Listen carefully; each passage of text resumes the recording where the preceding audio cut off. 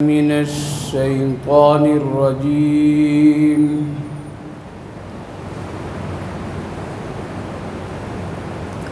بسم الله الرحمن الرحيم.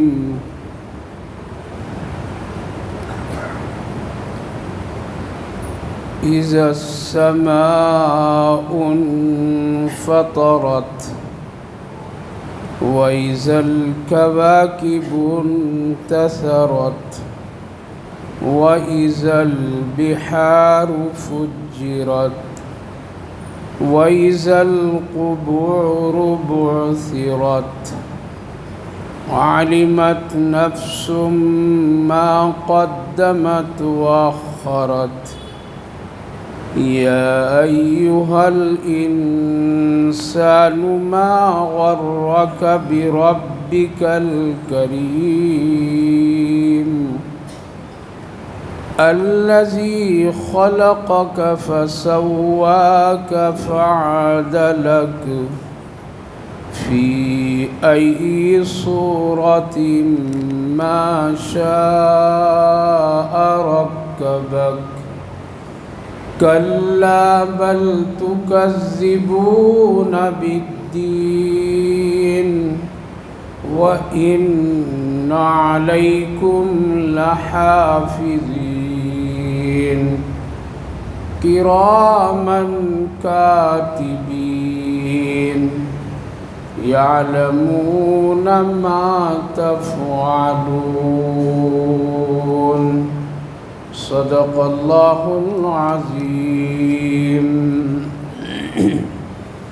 اذا السماء انفطرت، جب آسمان پھٹ پڑیں گے اور جب ستارے بکھر جائیں گے اور جب سمندر بہہ پڑیں گے اور جب قبروں کو اوپر نیچے کر دیے جائیں گے. علمت نفس ما قدمت واخرت، تو نفس جان لے گا کہ کیا بھیجا اور کیا چھوڑا.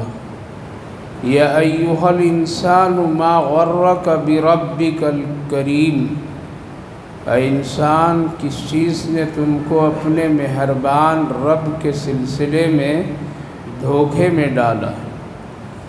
الذی خلقک فسواک فعدلک، وہ مہربان رب جس نے تم کو پیدا کیا پھر درست کیا اور برابر کیا. فی ای صورت ما شاء رکبک، اور تمہاری صورت جیسا چاہا ویسا بنایا. کلا بل تکذبون بالدین، کوئی بات نہیں، انصاف والے دن کو جھٹلاؤ. بھائی اور بزرگوں، اللہ رب العالمین کا شکر، اس کا احسان کہ اللہ تعالیٰ نے ہم سب کو رمضان المبارک کی اس بابرکت گھڑی اور بابرکت عاشرہ مغفرت کا پھر اپنے پاکیزہ اور محترم گھر پھر ایک عبادت نماز ظہر جماعت سے پڑھنے کے بعد اللہ تعالیٰ نے ہم سب کو قرآن کریم کی اس بابرکت مجلس میں تھوڑی دیر بیٹھنے کی توفیق مرحمت فرمائی. اللہ تعالیٰ قبول فرمائے اور رمضان مبارک کے سارے اعمال کو اپنے فضل سے قبول فرما کر آخرت کے لیے نجات کا ذریعہ بنا دے. اس وقت میں نے قرآن کریم کی 30ویں جز کی ایک بہت ہی مشہور و معروف صورت کی تلاوت کیا ہوں. یہ صورت اکثر و بیشتر حضرات ائمہ نماز میں پڑھتے ہیں اور مقتدی حضرات سنا کرتے ہیں، لیکن ذہن میں یہ بات نہیں رہ پاتی اس لیے کہ ہم لوگ عربی داں نہیں ہیں، عربی سمجھتے نہیں، یا قرآن سے اتنا گہرا تعلق نہیں ہے، صورتیں حفظ اور یاد نہیں، اسی لیے بس سمجھتے انہوں نے قرآن پڑھا ہے، ہمارا کام تھا سنا انسنا سن لیا. اس لیے ان صورتوں کی حقیقت اور ان صورتوں کی جامعیت اور ان صورتوں میں اللہ رب العالمین نے کیا کیا خصوصیات اور کیا کہنا چاہتا ہے، یہ سب باتیں ہم سب کو معلوم نہیں ہو پاتی، اس لیے بہت ہی توجہ سے سنیے۔ چھوٹی چھوٹی آیتوں کے ذریعے اللہ ہم سب کو کس قدر شفقت اور مہربانی کرم کے ساتھ سمجھاتا ہے، اور اس صورت پاک میں اس طرف ہم سب کے ذہن کو اور ہم سب کی فکروں کو موڑنا چاہتا ہے کہ جس دنیا میں تم ہو یہ دنیا بھی میرے ہی ہے۔ اللہ کا کہنا ہے یہ دنیا بھی میری ہے، تیری نہیں ہے۔ ہم نے اس کو بنایا ہے، ہم ہی اس کو بگاڑیں گے۔ تم کو ہم نے اس دنیا میں صرف اور صرف تھوڑے دنوں کے لیے بغرض امانت دیا ہو، اس لیے اسی کو حقیقت اور حقیقی مت سمجھ بیٹھو، بلکہ تم یہ جو دیکھ رہے ہو بڑے بڑے آسمان، بڑی بڑی زمینیں، بڑی بڑی یہ ساری چیزیں، یہ سب ایک وقتی طور پر ہے، اس کو ہم نے بنایا ہے، اور ایک دن ان سب کو میں بگاڑ بھی دوں گا۔ بنانا بھی آتا ہے اور مجھے بگاڑنا بھی آتا ہے، دونوں طاقت اللہ کے پاس ہے، دونوں قوت اللہ کے پاس ہے۔ تو اس صورت پاک کی چند آیتوں میں اس طرف ہم سب کو توجہ دلائی، دنیا حقیقت میں یہ ہمیشہ رہنے والی نہیں ہے، اس کا مالک میں ہوں۔ جیسے ایک آدمی اپنے گھر کا مالک ہوتا ہے، بہت اچھا بناتا ہے، لیکن کچھ دنوں کے بعد اس میں کچھ تغیر، تبدل، تبدیلیاں کرنا چاہتا ہے، یا اس سے بھی اچھا اور اس سے بھی کچھ اچھائی کی طرف جانا چاہتا ہے، تو ظاہر ہے کہ اس کو خراب کرتا ہے، اس کو توڑ دیتا ہے، اس کو شہید کر دیتا ہے، یا اس کے در و دیوار کو سب ہٹا کر کے پھر ایک خوبصورت تعمیر کرتا ہے۔ تو اللہ تعالیٰ بھی اس دنیا کو ختم کر کے آخرت کی تعمیر کرے، جو ہم سب کے اعمال سے وہ گھر بنے گا، کون؟ اعمال سے بنے گے۔ تو اللہ تعالیٰ نے فرمایا کہ جو آسمان دیکھ رہے ہو یہ بھی ٹوٹ جائے گا، اذا السماء انفطرت، اذا السماء انفطرت، جب آسمان ٹوٹیں گے۔ اب اور آپ سوچیں گے کیسے ٹوٹیں گے، تو یہ بھی سوچئے بنا کیسے اور بنایا کس نے؟ جس نے بنایا جیسا بنایا وہ توڑنے کی بھی طاقت رکھتا ہے، اس لیے ہم کو اتنی سوچنے کی اور اتنا غور و فکر کرنے کی ضرورت نہیں، کیسے ٹوٹے گا، کیسے توڑے گا۔ کن فیکن، اذا السماء انفطرت واذا الکواکب انتثرت، جو یہ ستارے چمکتے ہوئے تم دیکھتے ہو یہ بھی گر جائیں گے زمین پر اور بکھر جائیں گے، یہ قیامت کا دن ہوگا۔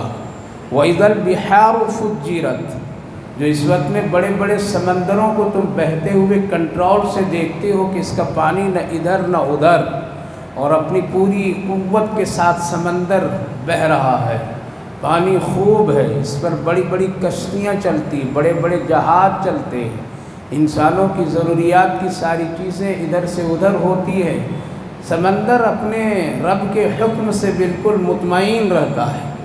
لیکن تم ایک دن دیکھو گے وَإِذَا الْبِحَارُ فُجِّرَتْ، کہ سمندر بھی ایک دن پھٹ پڑیں گے اور یہ بکھر جائیں گے، ادھر ادھر ہو جائیں گے۔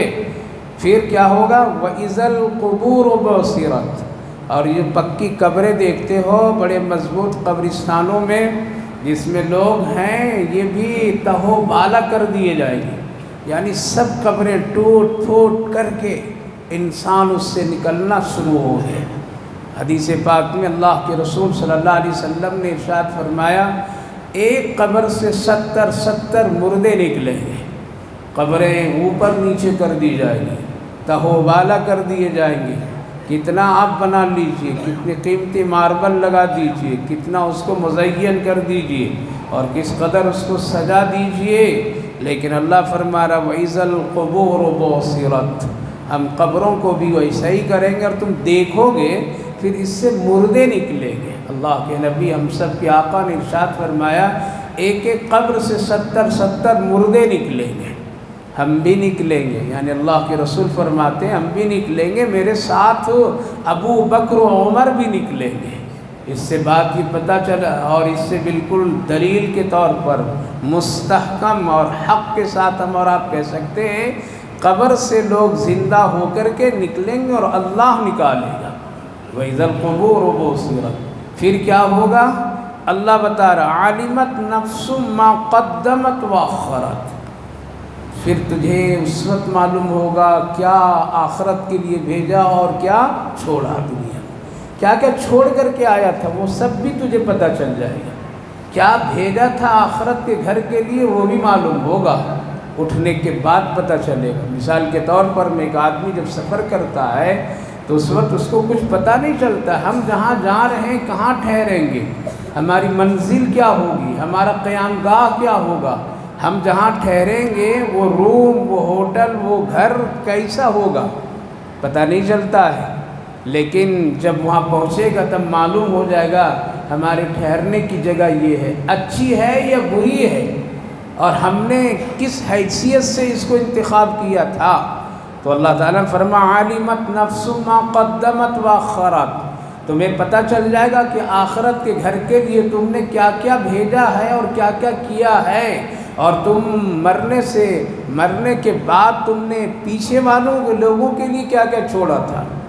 یعنی اللہ اس طرف اشارہ کیا کہ یہاں پر میں دو حالات ہیں لوگوں کے، ایک حالات تو یہ ہے کہ اس دنیا میں رہ کر کے آخرت بنانا چاہتے ہیں، دنیا کی فکر نہیں کرتے، ہماری آخرت بن جائے، ہماری آخرت بن جائے، دنیا تو بنی جائے گی، دنیا تو گزر جائے گی، دنیا کی رات دن تو کیسے بھی بھوک کی حالت میں بھی، پیٹ بھر کر کے بھی، خوشی کے ساتھ بھی، غم کے ساتھ بھی، سڑکوں پر سو کر کے بھی، محلوں کے نرم بستروں پر بھی رات گزر جائے گی، زندگی گزر جائے گی، لیکن آخرت ہے۔ لہذا ایک وہ لوگ ہیں جو آخرت کے لیے پہلے سے تیاری کرتے ہیں، ان کو معلوم ہوگا کہ ہم نے کیا تیاری کی ہے اور وہاں رہ کر کے اس دنیا میں کیا مشقتیں اٹھائی تھی آخرت بنانے کے لیے۔ عالمت نفس ما قدمت، تو مسلمانوں کا، انسانوں کا ایک طبقہ ایسا ہے کہ جو آخرت کی فکر کرتا ہے، دنیا کی فکر نہیں کرتا ہے، اس کی دنیا بن جائے گی، چل جائے گی، گزر جائے گی،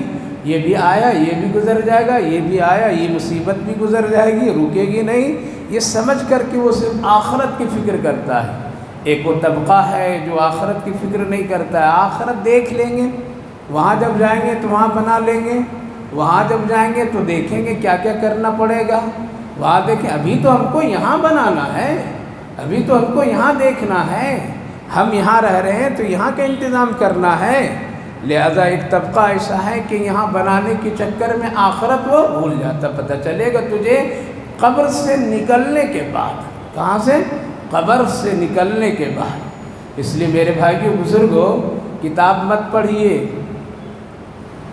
کسی کے بیان بھی مت سنیے، کسی اللہ والوں کے صحبت میں بھی تھوڑی دیر نہ بیٹھیے، چلیے تھوڑی دیر قرآن بھی مت سمجھیے، مت پڑھیے۔ دنیا اور آخرت اور دنیا بنانے اور نہ بنانے والوں کے حالات، جو دنیا بنائیں اور جو آخرت بنائیں، دونوں کو سمجھنے کے لیے اللہ نے بغیر پڑھے لکھے بہت ساری چیزوں کو اس دنیا میں رکھا ہے۔ جو ان پڑھ لوگ بھی بغیر پڑھے لکھے بھی دنیا سمجھ سکتے ہیں، سمجھنے کے لیے کوئی ضرورت نہیں، کیا چھوڑا کیا لے کے گیا، کسی جنازے کو دیکھ لیجیے پتہ چل جائے گا کیا لے کے آیا تھا، کہ لے کے جا رہا ہے۔ یہاں کتاب پڑھنے کی ضرورت نہیں ہے، یہاں کمپیوٹر چلانے کی ضرورت نہیں ہے۔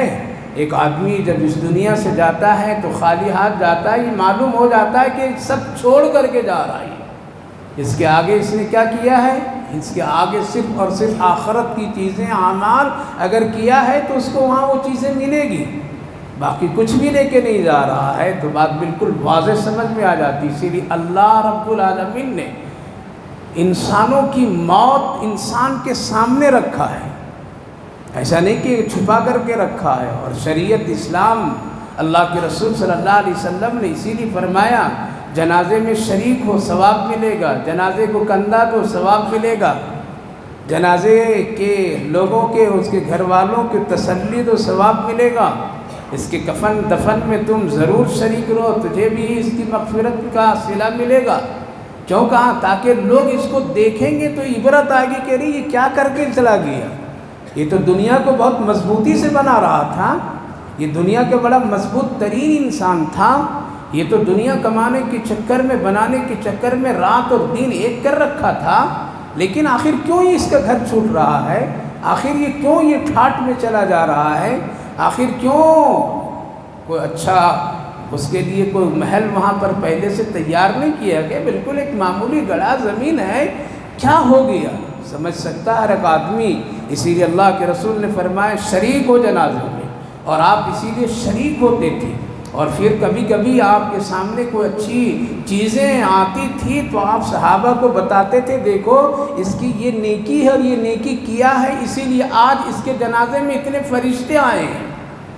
وہ نیکی دنیا نہیں بتاتے تھے کہ یہ دنیا اتنے بنایا اسی لیے۔ حضرت سعد رضی اللہ عنہ ایک بڑے نیک صحابی تھے، اللہ کے رسول صلی اللہ علیہ وسلم سے بڑی محبت فرماتے تھے، آپ بھی محبت فرماتے تھے۔ آپ اسی طرح سے نماز سے فارغ ہوئے اور صحابہ کو کچھ نصیحت کرنے کے لیے آپ ممبر پر تشریف فرما ہوئے۔ ابھی کچھ بات شروع ہوئی تھی کہ حضرت جبریل علیہ السلام تشریف لائیں اور آ کر کے کہا یا رسول اللہ نصیحت بند کیجیے، آپ کا خاص ساتھی کا انتقال ہو گیا، اس کے چلیے میرے ساتھ۔ کون ہے؟ کہا کہ سعد رضی اللہ عنہ کا انتقال ہو گیا ہے، جنازہ گھر پر آپ تشریف لیجیے۔ نبی کو ساتھ لے کر کے حضرت جبریل علیہ السلام تشریف لے جا رہے ہیں۔ اللہ کے رسول صلی اللہ علیہ وسلم فرماتے ہیں جب میں وہاں گیا تو اس کمرے میں اتنے نورانی فرشتے موجود تھے کہ محمد کے لیے جگہ نہیں تھی۔ جب میں نے دروازے پر کھڑے ہو کر کے دیکھتا رہا تو قریب سے ایک فرشتہ نے میرے لیے خاص جگہ بنائی، اور پھر میں ان کے سرہانے تک پہنچا بیٹھا، اتنے نورانی فرشتے تھے۔ پھر جب جنازہ اٹھا ہے تو صحابہ کہنے لگے یا رسول اللہ یہ سعد جنازے کی چارپائی میں ہیں یا نہیں ہے، اتنا ہلکا لگ رہا ہے کہ پتہ ہی نہیں چل رہا ہے کہ وہ اس میں ہے یا نہیں ہے۔ آقا کریم صلی اللہ علیہ وسلم نے فرمایا سعد ہیں اسی جنازے کی چارپائی پہ ہیں، لیکن اتنے نورانی اور رحمت کے فرشتوں نے کندھا دے رکھا ہے کہ تم کو اس کا احساس نہیں ہو رہا ہے۔ اور مجھ محمد کو بھی چلنے میں بڑی پریشانی ہو رہی ہے، اور صحابہ دیکھ رہے تھے کبھی آپ پاؤں پہ سکڑتے تھے، کبھی پنجے کے بل ہوتے تھے، کبھی ادھر کٹتے کبھی ادھر کٹتے۔ تو کسی نے پوچھا رسول اللہ وجہ کیا ہے، آپ بہت سنبھل کر کے چل رہے ہیں؟ آپ نے فرمایا اس کے جنازے میں اتنے فرشتے آئے کہ محمد کو بھی سنبھلنا پڑ رہا ہے اور پورے آزادی کے ساتھ چل نہیں پا رہا ہوں۔ آپ اپنے ہاتھ سے ان کو قبر میں اتارو۔ فرشتے شامل رہیں، شریک رہیں، خوب رہیں، جس کو دیکھ کر کے کسی صحابی نے کہا تھا کاش کہ یہ میرا جنازہ ہوتا کہ محمد عربی اپنے ہاتھ سے ان کو اتارا۔ آپ نے حضرت جبریل علیہ السلام سے پوچھا اے جبریل یہ سعد کون سی نیکی کر گیا ہے کہ جو آج اس کے جنازے میں اتنے نورانی اور رحمت کے فرشتے اتر پڑے ہیں؟ یہ بتلا رہا ہوں عالمت نفس ما قدمت، یہ تسبیحات چھوٹی چھوٹی نیکیاں، یہ قرآن کی تلاوت، یہ ذکر و اذکار، یہ کسی بھوکے کے ایک وقت کا کھانا کھلا دینا، رات کے اٹھ کر کے اللہ کے سامنے گڑ گڑانا، ماں باپ کے لیے سہارا اور ان کی خوشی کا ذریعہ بننا، اپنی بیوی کا حق اور حقوق صحیح سے ادا کرنا، دین کی قدر کرنا، یہ چھوٹی چھوٹی نیکیاں نہیں، کل قیامت کے لیے اور آخرت کے لیے بہت بڑا ذخیرہ ہے۔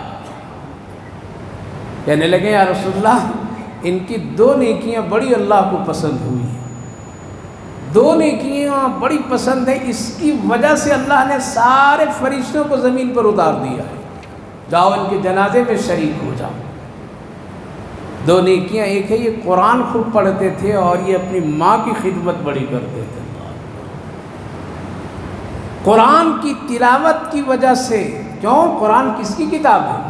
کسی لیڈر کی ہے، کسی پروفیسر کی ہے، کسی مفتی کے لکھی ہوئی ہے، کسی پیر صاحب کی ترتیب دی ہوئی ہے، یا اور کسی بڑے مالدار کی ہے؟ یہ ہے اللہ کا کلام ہے، تو اللہ کا کلام جو پڑھتا ہے اللہ اس سے بڑی محبت فرماتا ہے، اس لیے اللہ نے اس سے بڑی محبت فرماتے ہیں۔ قرآن کی تلاوت یعنی عاشق قرآن یہ ہے، رات و دن صبح و شام ہمیشہ قرآن کی تلاوت میں لگے رہتے ہیں۔ اور ماں کی خدمت کرتے ہیں، 2 نیکیاں انہوں نے آخرت میں اتنا جمع کر دیے ہیں جس کی وجہ سے آج رحمت اور نورانی فرشتے سب ان کے جنازے میں اتر گئے۔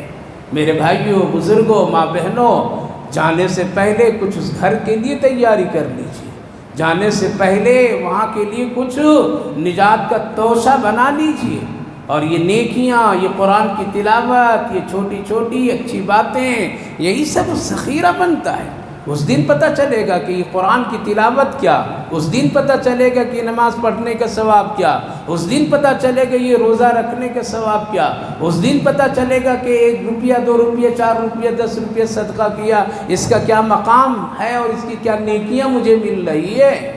اس دن پتہ چلے گا کسی کو ایک کھجور کا دے کر کے، کھجور کو اس سے دے کر کے افطار کرا دینے کی نیکیاں کیا ملی ہے۔ علمت نفس ما قدمت واخرت، اس دن تجھے پتہ چلے گا کہ دنیا تو نے کتنی بنانے میں چکر کاٹا ہے اور آخرت بنانے میں تم نے کتنی فکر کیا ہے۔ یہاں تو کچھ نہیں پتہ چلے گا، وہاں چلے گا علمت نفس ما قدمت واخرت۔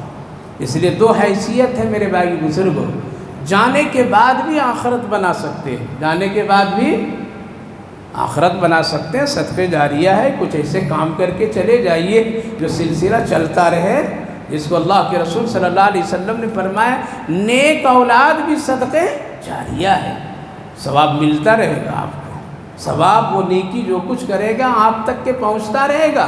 اس لیے اپنی اولاد کو دیندار بنائیے، اپنی اولاد کو کم سے کم اس لائق تو بنا لو کہ تیرا جنازہ مغفرت کی دعا خود وہ پڑھ لے۔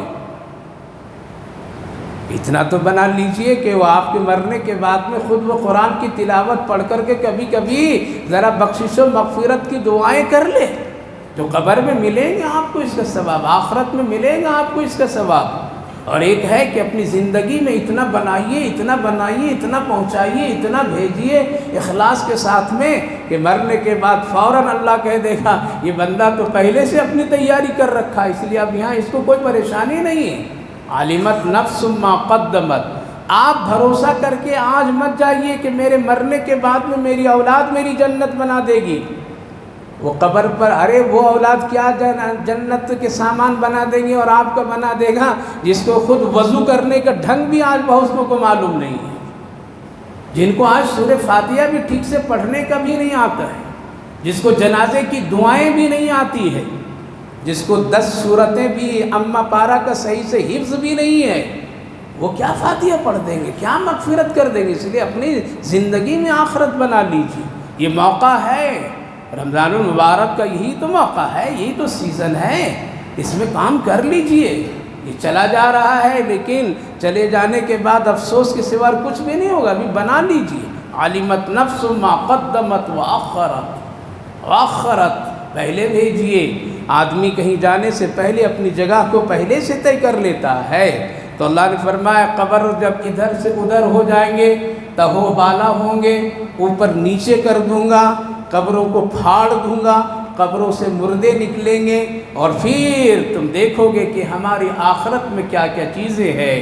علمت نفس ما قدمت، کیا میں نے چھوڑ کے آیا تھا اس کا کچھ مجھے بھلا ہوا یا نہیں بھلا ہوا، لہذا یہ بھی پتہ چل جائے گا۔ آگے اللہ نے فرمایا یا ایھا الانسان ما غرک بربک الکریم، بہت ہی پیارا جملہ ہے، قرآن جو پڑھتا ہے سمجھتا ہے تو بڑا اش کرتا ہے۔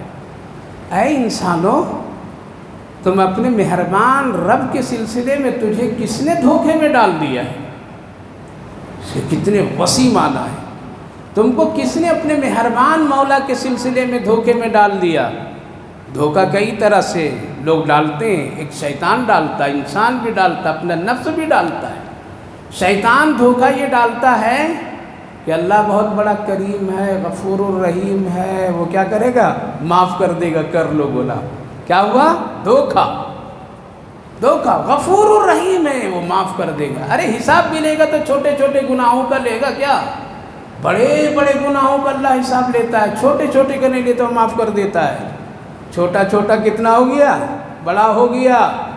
شیطان نے اس دھوکے میں رکھ کر کے اللہ کریم ہے، اللہ مہربان ہے، غفور الرحیم ہے، وہ ستار العیوب ہے، وہ حساب نہیں لیتا ہے، وہ شفقت کرتا ہے، وہ ڈھیل دے دیتا ہے، یہ سب پٹی پڑھا کر کے انسان کو گناہوں میں ڈال دیتا ہے، جبکہ ایسا نہیں ہے۔ اللہ تعالیٰ کبھی وہ ڈھیل ضرور دیتا ہے، سدھرنے کے لیے دیتا ہے، نہ کہ گناہ کرنے کے لیے دیتا ہے۔ اللہ کریم ہے کہ ہمارے گناہوں پر پردہ ڈال دیتا ہے، اس لیے نہیں کہ تم پھر دوبارہ گناہ کرو۔ ہم انسان دھوکے میں پڑ جاتے ہیں، کیا ہمارا گناہ تو کسی نے دیکھا نہیں، لیکن پتہ نہیں کہ رب مہربان نے اس پہ پردہ پوشی فرما دیا ہے، ورنہ اگر وہ گناہ دکھا دیتا تو بیوی کے سامنے منہ نہیں دکھا سکتے تھے، اور بیوی شوہر کے سامنے کھڑی نہیں ہو سکتی تھی۔ لہٰذا اللہ پردہ پوشی کیا، یہ مہربان مولا ہے، کریم مولا ہے، لیکن اس کی کریمانہ، اس کی مہربانی اور اس کی شفقت اور اس کو غفور الرحیم سمجھ کر کے میرے بھائی بزرگوں گناہ مت کرتے جائیے، یہ دھوکہ ہے۔ کیا ہے؟ شاید کہ شیطان نے یہی سمجھا کر کے دھوکے میں ڈال دیا، اسی لیے اللہ فرمایا کس نے تم کو تیرے مہربان رب کے سلسلے میں دھوکے میں ڈال دیا کہ وہ حساب نہیں لے گا، لے گا تو چھوٹا چھوٹا لے گا، یا ہم سے کیا لے گا، بڑے بڑے لوگوں سے لے گا، ہم غریب سے کیا لے گا، بڑے بڑے مالداروں سے لے گا، ہم سے کیا لے گا، بڑے بڑے طاقتوروں سے لے گا، ہم لوگ تو غریب ہیں کون پوچھے گا، نہیں، اللہ سب سے حساب لے گا، سب سے حساب لے گا، اس لیے دھوکے میں مت رہیے۔ دوسری چیز، کبھی ہمارا نفس بھی دھوکہ میں ڈال دیتا ہے، دھوکے میں ڈال دیتا ہے کہ اللہ رب العالمین جو ہے ہم کچھ بھی نہیں کرتے، ہمارا تو دل بالکل پاک ہے، ہم تو ٹھیک ہیں، نیکی تو رمضان میں کیا تھا نا، لہذا وہ کافی ہے، اتنا ہے۔ یہ نفس دھوکہ دے رہا ہے، ہم تو حج کر کے آ گئے ہیں، اب تو گناہ سب دھل دھلا گیا ہے، اب تو بالکل پاک پوتر ہو گئے ہیں۔ نفس یہ دھوکہ دیتا ہے، لہذا ہم اپنے نفس کے ان چالاکیوں سے میں کبھی آ کر کے کیا کرتے ہیں، مطمئن ہو جاتے ہیں، میں حاجی صاحب ہوں، میں خدمت کر رہا ہوں، میں فلاں ہوں، میں فلاں ہوں، میں فلاں ہوں، لہذا اللہ ہم سے نہیں پوچھے گا، پوچھے گا تو میرے پڑوسی سے پوچھے گا، سوال کرے گا تو اللہ اس سے سوال کرے گا۔ نفس بھی دھوکہ دے رہا ہے۔ کبھی کوئی ساتھی انسان دوستوں میں بھی دھوکہ میں ڈال دیتا ہے، ارے یار کون یہ حساب کتاب کا چکر آج تک کبھی دیکھا ہے کہ کسی کا حساب ہوا ہے؟ یہ سب مولویوں کی بات ہے، چھوڑو یہ سب، اپنا کام کرتے رہو یار۔ مرنے کے بعد کسی کو دیکھا ہے جہنم میں جاتے ہوئے، مرنے کے بعد دیکھا ہے قبر میں آگ لگی، تھوڑی سی آگ جلا تو دھواں دھواں، لیکن آج قبرستان سے کوئی آگ نہیں نکل رہی ہے۔ سب فضول باتیں ہیں یار، اپنا کام کر، جوانی ہے ابھی خوشی منا لے، پھر کیا بڑھاپے میں رنگ رنگیلی کھیلو گے؟ ابھی یہ تو موج مستی کرنے کا زمانہ ہے، یہ جوانی تو اسی لیے ہے، ابھی تو یہ موقع ہے، بعد میں موقع نہیں ملے گا۔ لہذا انسانوں میں بھی کچھ ایسے لوگ ہیں جو دھوکے میں رب کے سلسلے میں ڈال دیتے ہیں۔ اللہ فرما رہا ہے یا ایھا الانسان ما غرک بربک الکریم، اللہ پردہ پوشی کر رہا، اللہ ڈھیل دے رہا ہے، اللہ ذرا سہولت دے رہا ہے، تیرے گناہوں پر فوراً پکڑ نہیں رہا ہے، ذرا دیر کر دے رہا ہے، وہ معافی کا انتظار بھی کرتا ہے کہ شاید کل توبہ کر لے، شاید رمضان میں سدھر جائے، شاید رمضان میں ماحول دیکھ کر کے وہ توبہ کر لے گا، اچھا بن جائے گا، اس لیے ذرا ڈھیل دیا ہے تو اس کا غلط فائدہ مت اٹھاؤ، بلکہ اس مہربان کے سلسلے میں، رب کریم کے سلسلے میں تم اتنے آزادی نہ ہو جا کہ وہ پکڑا نہیں ہے، وہ جب پکڑتا ہے تو پھر کہیں نکلنے کا موقع نہیں ملتا ہے۔ اس لیے اپنے مہربان مولا، کیا مہربانی اللہ خود بتا رہا، الذی خلقک فسواک فعدلک، رب کی مہربانی دیکھنا ہے تو اپنے سر سے لے کر کے پاؤں تک دیکھیے، اللہ مہربان ہی مہربان ہے۔ یہ سر پر بال کا آ جانا رب مہربان کا کام ہے، انگلیوں کا آ جانا ناخن یہ رب مہربان کا کام ہے، آنکھوں کی روشنی آ جانا یہ رب کریم کی عطا ہے، جسم میں صحت اور تندرستی کا مل جانا یہ کیا ہے، یہ رب کریم اور اس کے مہربانی کی علامت ہے۔ اس لیے کوئی کتاب مت پڑھیے، کچھ مت دیکھیے، صرف اپنے سر سے لے کر کے پاؤں کی ہر ایک جسم کے اعضاء پر اگر غور کریں گے تو اللہ کی مہربانی ایک ایک حصے بال میں نظر آئے گی، اللہ کی پوری قدرت نظر آئے گی، اللہ کی پوری شفقت نظر آئے گی۔ اس لیے اللہ فرمایا الذی خلقک فسواک فعدلک، کہ ہم نے تم کو پیدا کیا ہے اور ایسا پیدا کیا ہے کہ ڈھنگ سے پیدا کیا ہے تجھے، تیرے جسم میں ساری چیزیں اعتدال کے ساتھ دیا، تیرے قد و قامت برابر بنایا، 2 ہاتھ دیا تو دونوں برابر بنایا، 5 انگلیاں دیا تو 5 برابر بنایا، ایک چھوٹا بڑا نہیں کیا، 5 میں 1 میں 6 کر دیتا تو تم کو لوگ عیبدار سمجھتے، اگر ایک ہاتھ بڑا ایک چھوٹا ہو جاتا تب بھی تجھے لینگڑا لولہا کہتا، لہذا میں نے دیکھو تمہارے دونوں ہاتھ برابر، پاؤں برابر، انگلیاں برابر، آنکھیں برابر، یہ سب کیا ہے؟ یہ مہربان مولا کا کام نہیں ہے؟ تم اس کے سلسلے میں غفلت میں ہو، لہذا اللہ فرمایا فَسَوَّاكَ فَعَدَلَكَ، پھر اندر جسم دیکھیے اللہ کتنا خوبصورت نظام بنایا کہ کتنا اس انسان کے جسم میں خون رہنا ہے، یہ کون مشین لگایا؟ اندر جو خون کی اعتدال، کہ ایک انسان کے جسم کے اندر خون کتنا رہنا، ڈاکٹر بتانے ہیں کہ 12-14 اتنا پوائنٹ رہنا اس کے اندر میں خون، بلڈ اتنا رہنا تب یہ آدمی تندرست صحت مند رہے گا، اگر اس سے کم ہو جائے تو کمزور، اس سے زیادہ ہو جائے تب بھی پریشانی۔ یہ مشین اندر کی کون فٹ کیا؟ فَسَوَّاكَ فَعَدَلَكَ، خون کتنا رہنا، پانی کتنا رہنا، پانی کا کام کرنے والا جسم کے اعضاء کون لگایا، غلط اور خراب پانی کو باہر نکالنے والا وہ کون فٹ کیا ہے؟ یہ سب کون کیا ہے؟ تھوک کتنا رہنا، بلغم کتنا رہنا، شوگر کتنا رہنا، یہ سب ہے یا نہیں ہے؟ یہ کوئی باہر سے مشین لگی ہوئی ہے؟ اگر کوئی جسم کا اعضا خون بنانا بند کر دیتا ہے تو پھر تب بھی پریشانی، اگر جسم کے اعضا گندگیاں نکالنا باہر کر دے، بند کر دے تب بھی پریشانی، اگر جسم کے خون کی صفائی کرنا، جسم کے وہ اعضا جو اللہ نے سسٹم میں رکھا ہے اگر وہ فیل ہو جائے تب بھی پریشانی، شوگر جس کو اعتدال کے ساتھ اللہ رکھنے کی طاقت دیا ہے اگر وہ مشین فیل ہو جائے تب بھی کیا ہے؟ پریشانی۔ تو اللہ نے فرمایا فَسَوَّاكَ فَعَدَلَكَ، تم مہربان مولا یہاں نہیں سمجھتے، خالی دولت ہی سمجھتے کہ دولت اللہ دیا تو بہت مہربان، اور جسم کے اندر میں جو سسٹم دیا وہ اللہ مہربان نہیں ہے؟ لہذا وہ اللہ، وہی اللہ مہربان ہے، اس لیے اس کا ہر حال میں کیا کرو؟ شکر ادا کرو، شکر ادا کرو کہ اندر باہر وہ کرتا رہتا ہے، اندر کی گندگیاں نکالتا ہے، باہر سے اچھائیوں کو ڈال دیتا ہے تاکہ انسان مضبوط اور صحت مند تندرست رہے۔ اگر اندر سے اچھی ڈلوا دے اور اندر کی گندگیاں باہر نہ نکلوائے اللہ تعالیٰ، پریشانی ہوگی یا نہیں ہوگی؟ ہر وقت اگر گندگیاں بھی باہر جسم سے نکلتے رہے تو مسجد میں بیٹھ سکیں گے، بیوی کے ساتھ رہ سکیں گے، کسی رشتہ دار کے یہاں جا سکتے ہیں؟ وہ بدبو پھیلے گی، لوگ دور ہو جائیں گے، کترائیں گے۔ اس لیے اللہ ایک وقت اور ایک سسٹم دیا ہے، جس وقت میں نکلنا ہے اس وقت گندگیاں نکلتی ہے اور آدمی اس کی پوری تیاری کرتا ہے۔ یہ کون ہے اندر کا سسٹم چلانے والا؟ اس صورت پاک کو پڑھیے اور اس جملے کو پڑھیے، الذی خلقک فسواک فعدلک، تیرا مہربان اللہ وہ ہے جس نے تمہارے جسم کو برابر بنایا، انگلیاں برابر بنایا، پاؤں برابر بنایا، آنکھوں کی سائز برابر بنایا، سارے سسٹم کو ٹھیک رکھا، وہ مہربان اور کریم مولا ہے۔ واقعہ کبھی سنایا ہوگا کہ ہارون رشید جو بہت بڑے نیک بادشاہ گزرے، وہ کبھی کبھی بزرگوں کی دعوت کرتے تھے۔ کن کی؟ بزرگوں کی، ولیوں کی، نیک لوگوں کی۔ ہم لوگ افطار پارٹی کرتے ہیں، واہ کیا کرتے ہیں؟ افطار پارٹی کرتے ہیں نا، چلیں گے نا تھوڑی دن کے بھی دیکھیں نا، افطار پارٹی، سحری پارٹی، ارے تہجد کی پارٹی بھی کرو کبھی۔ تو وہ اللہ کے نیک لوگوں کو اپنے دسترخوان پہ بلاتے تھے، آتے تھے لوگ، کھاتے تھے، کھلاتے تھے، سب سے دعاؤں کی درخواست کرتے تھے۔ ایک موقع پر سارے بڑے ملک کے جتنے نیک علماء، بزرگان دین، صوفیاء کرام سب تھے، وہ سب آئے، سب کھانے سے فارغ ہو کر کے جب رخصت ہونے لگے، حضرت دروازے پر کھڑے ہو گئے، حضرت ہارون رشید، اور سب سے عاجزی سے دعا کی درخواست۔ تو بات چاپلوس جو مولوی لوگ ہوتے ہیں نا، وہ بڑھ چڑھ کر کے دعا دیتے ہیں اور خوب تعریف بھی کر دیتے ہیں، اتنی کہ بس پھر دوبارہ یہ بلا ہی لے ہم کو دعوت میں۔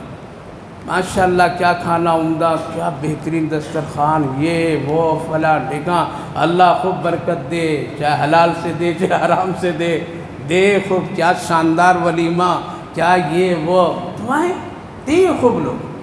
جب باری آئی حضرت شاہ بہل الدانہ علیہ الرحمہ کا، وہ وقت کے ولی تھے جن کے ہاتھوں پر اللہ جنت بھی بھجوا دیتا تھا، ان کی باری آئی تو ان سے بھی دعا، حضرت میرے حق میں دعا، کہا کہ اللہ تیرے پیشاب پاخانہ ٹائم پر ٹھیک سے کرا دے بس۔ یہ دعا تو منہ دیکھنے لگے، چہرے کا رنگ بدل گیا، اتنا اچھا کھانا کھلایا، یہ پیشاب پاخانے کی دعا دے رہا ہے۔ ہم اور آپ ہوتے تو کیا یار گندا مولوی ہے یہاں، اس کو دعا دینی بھی نہیں آتی، دعا پڑھنا بھی نہیں آتی۔ حضرت کے چہرہ ذرا بدل گیا۔ حضرت شاہ بہل الدانہ مسکرا کر کے پوچھے، میرے بادشاہ غصہ ہو گئے، ناراض ہو گئے، پیشاب پاخانہ وقت پر نہیں ہونا، تجھے بدل دوں دعا؟ یعنی یہ دعا کر دوں اگر اللہ ان کے پیشاب پاخانہ ٹھیک سے نہیں ہونا، تب پتہ چلے گا، جب نہیں ہوگا اور اندر رک جائے گا تب پتہ چلے گا، ٹائم پر نہیں ہوگا تب پتہ چلے گا، تب پتہ چلے گا، ہے یا نہیں ہے؟ صرف تھوڑا سا وقت اگر ادھر سے ادھر ہو جائے تو نیند چلی جاتی ہے، رک جاؤ میں فارغ ہو کر کے آتا ہوں تب اطمینان سے کھانا کھاؤں گا، کہتے ہیں نا لوگ، پہلے فارغ ہونے دیجیے مجھے، اس کے بعد سکون سے کھانا کھاؤں گا، ذرا فارغ ہو کر کے سوتا ہوں تاکہ اچھی نیند لگے گی۔ یہی ہے وہ پیشاب اور پاخانے اندر سے جو وقت پر اللہ صحیح ڈھنگ سے نکلواتا ہے، یہ اللہ کی مہربانی نہیں تو اور کیا ہے؟ میرے بادشاہ اگر ناراض ہو گئے تو دعا بدل دیتا ہوں، ہونے کا کیا ہے نہ ہونے کے کر دوں، ہاتھ پکڑ لیے کہ نہیں جو کہا ہے آپ نے بالکل ٹھیک کہا ہے، ٹھیک کہا ہے۔ اسی لیے ایک موقع پر انہوں نے کہا تھا، جب پانی مانگا تھا انہوں نے خادم سے، اور خادم نے پانی کا گلاس لا کر کے پیش کیا، پیالہ پیش کیا، تو حضرت شاہ بہل الدانہ کہا کہ رک بادشاہ، ایک نصیحت کرتا ہوں، یہ پانی اگر تجھے نہ ملے تو پھر تم کیا کرو گے، اور پیاس سخت لگ جائے، جان خطرے میں ہو جائے تو کیا کرو گے؟ کہا آدھا ملک بیچ کر کے کیا کروں گا، پانی حاصل کر کے پی کر کے جان بچاؤں گا۔ کہا کہ پی، الحمدللہ پڑھ کے بسم اللہ پڑھ کے، جب پانی پی کر کے پھر پیالہ خادم کو دیا، کہا کہ ایک اور نصیحت، اگر یہ اندر گیا ہے یہ باہر نہ نکلے گا اور جان خطرے میں چلا جائے گا تو کیا کرو گے؟ کہا کہ آدھا ملک پھر بیچوں گا اور اندر سے گندا پانی نکال کر کے جان بچاؤں گا۔ کہا کہ یہ ہے دنیا، ایک پیالہ نکالنے میں اور ایک پیالہ ڈالنے میں پوری دنیا چلی جائے گا۔ کتنا اللہ کھلا رہا ہے، کتنا پلا رہا ہے، پھر بھی 20 رکعت پڑھنے میں ہاتھ پاؤں درد ہو جاتے ہیں، پھر بھی پورا قرآن، کتنے ایسے بھائی نوجوان ہوں گے جو اب تک کے پورا قرآن نہیں مکمل کیے ہوں گے، کتنے ایسے گھر میں ماں بہنیں ہوں گی ٹنو ٹن کھانا پکا کر کے ہضم کر دیے ہوں گے، لیکن ابھی ان کا 30 پارے 30 جز مکمل نہیں ہوئے ہوں گے۔ کتنے ایسے لوگ نوجوان ہیں کہ کتنا وہ کیا کہتے ہیں جی بی انٹرنیٹ میں کتنا دل بنا دیے ہوں گے، لیکن ان سے ابھی یہ قرآن پڑھنا نہیں ہوا ہوگا۔ یہ حال ہے ہمارا، اللہ کھلا رہا ہے، اس کا شکر ادا کیجئے، وہ کریم مہربان مولا ہے۔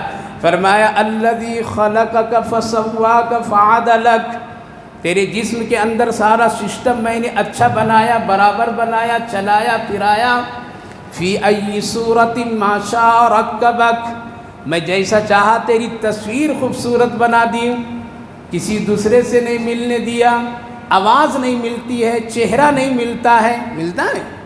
پوری دنیا کے چکر کاٹ لیجیے، آواز یکساں نہیں ہوں گے، یہاں سے ہزاروں کوسوں میل کے فاصلے پر ان آلات اور مشین کے ذریعے سے اگر کوئی امریکہ سے یہاں بات کرتا ہے تو صرف آواز سے پہچان لیتے ہیں یہ میرا بھائی بول رہا ہے، یہ میری ماں بول رہی ہے۔ اللہ نے کتنی کشش رکھا آواز میں کہ ہم پہچان لیتے ہیں، دیکھنے کی بھی ضرورت نہیں پڑتی ہے۔ شکلیں ایک ساتھ نہیں ملتی ہیں، اگر ایک شکلیں ساتھ میں مل جائے، چاہے اپنا سگا بھائی کیوں نہ ہو، پھر بھی اللہ وہاں بھی فرق رکھا کہ کچھ نہ کچھ اس میں فرق ہونی چاہیے۔ اگر یکساں دونوں ہوں گے تو اس میں خطرہ ہو جائے گا، کبھی بڑے چھوٹے کے پاس آ جائے گا، چھوٹا بڑا کے پاس آ جائے گا، قرضہ کوئی بڑے کے دیا ہوگا تو چھوٹے سے مانگے گا تو مار کھا لے گا۔ اسی لیے اللہ نے فرق رکھا صورتوں میں، تصویر میں، فی ای صورت ما شاء رکبک، یہ مہربان کریم اللہ ہے۔ اس کے سلسلے میں اگر تجھے شیطان دھوکہ دے، تیرا نفس دھوکہ دے، کوئی دوست دھوکہ دے، مت پڑھنا، اللہ بہت مہربان ہے۔ اگر مہلت دیا ہے گناہ کرتے وقت میں تو فوراً رجوع کرو، توبہ کرو، اللہ کو جلدی منا لو۔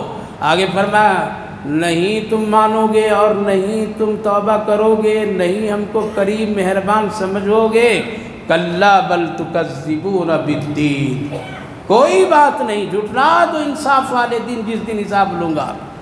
تجھے پتہ ہے اللہ فرما رہا ہے وَإِنَّ عَلَيْكُمْ لَحَافِظِينَ، دو میرے فرشتے تیرے کندھے پر حفاظت کر رہے ہیں۔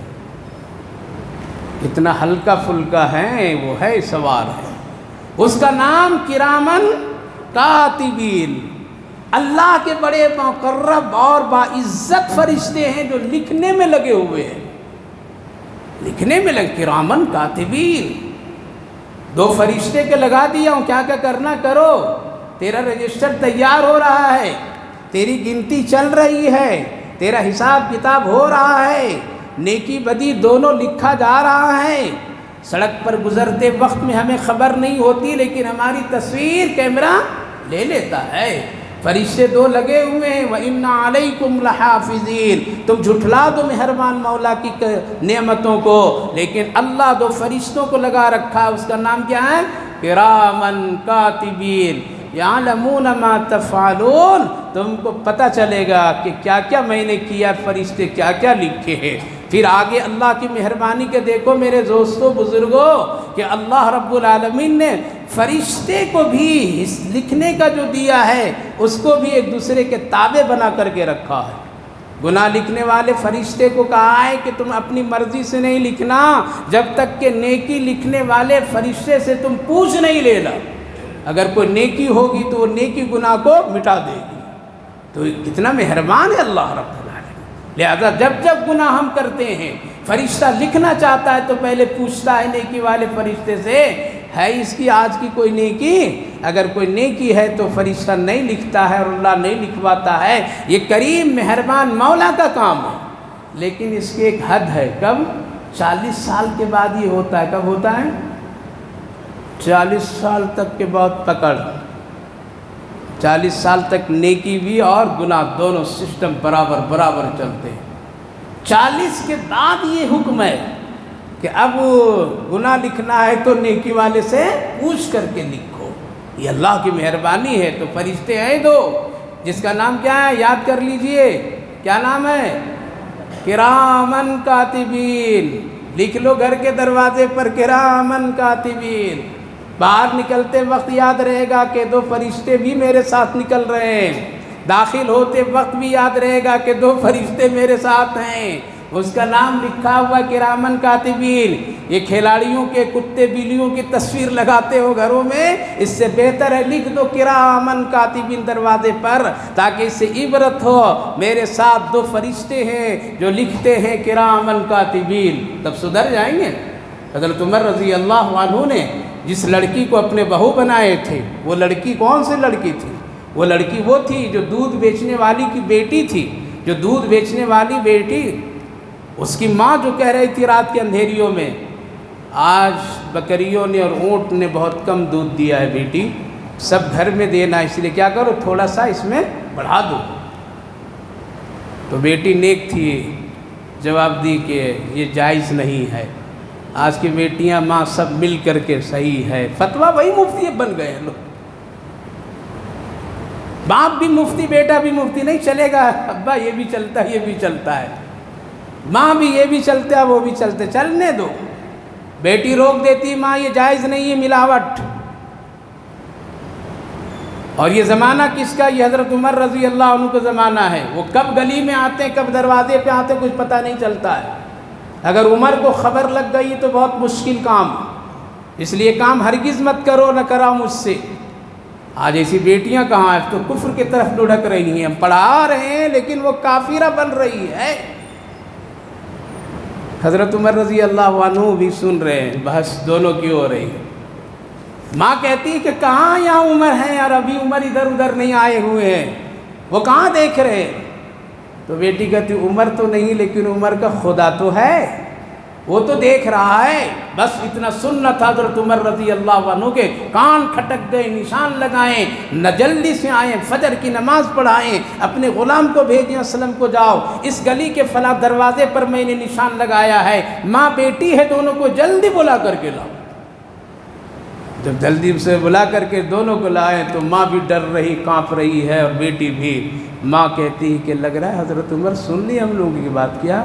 بیٹی بھی کہہ رہی کہ ہو سکتا ہے وہ تو رات میں گلیوں میں چکر لگاتے ہیں، اب کیا سزا۔ اللہ، دونوں آ رہے کپ کپاتے ہوئے، حضرت عمر کھڑے ہو جاتے، استقبال کرتے، غریب عورت ہے، دودھ بیچنے والی ہے، رو نہیں، تجھ سے میں عمر ہو کر کے بھی اس بیٹی کو تجھ سے بھیک مانگتا ہوں، دے دو اس کو، میں اپنے گھر کی بہو بنا لوں۔ اللہ اکبر، کیا خوبی تھی۔ تم ڈھونڈتے ہو، ہم ڈھونڈتے ہیں کہ ڈاکٹر ہونا، انجینئر ہونا، نوٹ کی مشین بہو ہونا، نمازی نہ ہے چلے گا، تسبیح نہ پڑھنا ہے چلے گا، قرآن نہ پڑھنا ہے چلے گا، آخرت بگڑ جائے گی، اولادیں بگڑ جائے گی، نسلیں بگڑ جائے گی، اس لیے نیک ڈھونڈو، نیک لاؤ۔ دے دو اس بیٹی کو، میرے بیٹے سے میں نکاح کر دیتا ہوں۔ خوش ہو گئی، مجھ جیسے غریب کی بیٹی امیر المومنین جس کی حکومت آدھی دنیا پر وہ مانگ رہی ہے۔ ہم لوگ کہاں پہنچے ہیں؟ سوچتے ہیں کہ صرف نماز کی دعائیں امام صاحب کر دیں گے جنت مل جائے، سے سمجھتے ہیں کہ رمضان میں ادھر ادھر سے ذرا روزہ غیبتوں کے ساتھ کر کے پوری کر دیں گے سحری افطار، ہمارے روزے قبول ہو کر کے جنت کے راستے آسان ہو جائیں گے۔ بدلنا پڑے گا میرے دوستوں، بدلنا پڑے گا میرے عزیزوں، بدلنا پڑے گا میری ماں بہنوں، میرے بچیوں۔ اگر نہیں بدلو گے تو قبر بھی اللہ نے تیار کر رکھا ہے، اور آسمان بھی توڑے گا، زمین بھی پھٹے گی، اور پھر نکل کر کے میدان محشر میں اللہ کھڑا کر دے گا۔ دے دو اس کو، بہو بن گئے، تفصیلات ہے کیا